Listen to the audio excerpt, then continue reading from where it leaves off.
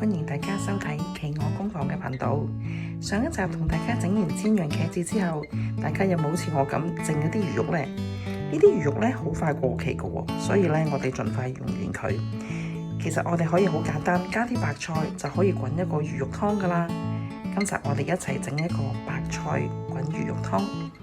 材料好簡單，有魚肉啦，加幾片薑，再加啲白菜，咁就可以㗎喇。白菜已經預先洗乾淨咗啦，我要煲滾水，落幾片薑，跟住我哋就可以落啲白菜落去啦。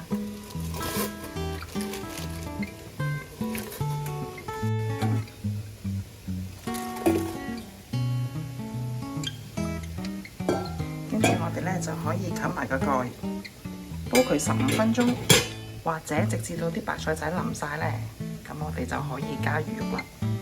好啦，啲白菜呢就滾咗15分鐘，就見到呢已經滾起晒啦，亦都開始腍啦。咁呢個時候呢，我哋輕輕收細個火先，因為呢我哋準備要落魚肉。咁呢啲魚肉呢，我哋可以一羹羹咁樣慢慢擺落去啲湯度，keep 住呢一個細火，將所有魚肉一羹一羹咁樣擺落去，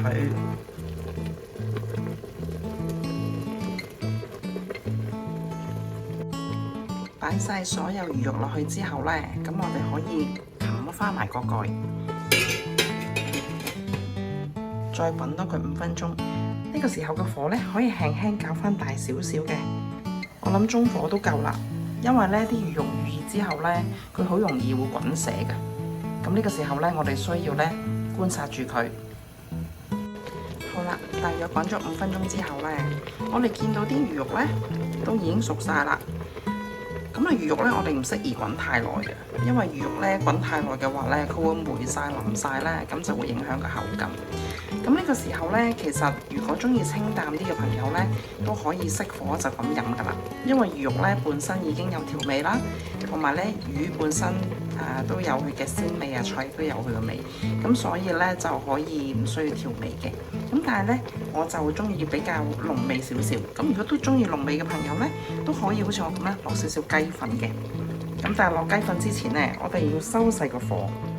因為呢啲雞粉啲預熱呢會突然間滾起嘅，咁所以呢，我哋可以收細個火先至落雞粉。落咗之後呢，我哋可以慢慢攪勻佢。咁頭先嘅雞粉呢，我就落咗1茶匙嘅。咁大家可以調味，覺得唔夠嘅都可以再加。雞粉呢，其實佢本身仲有另一個作用呢，就有提鮮嘅作用，咁令到成個湯呢都會惹味啲嘅。呢個白菜滾魚肉湯呢就已經完成咗啦，係咪好方便呢？如果大家都中意呢條片嘅話，請大家記住俾 like、comment、share 同埋撳埋鐘仔 subscribe。我哋下次再見，拜拜。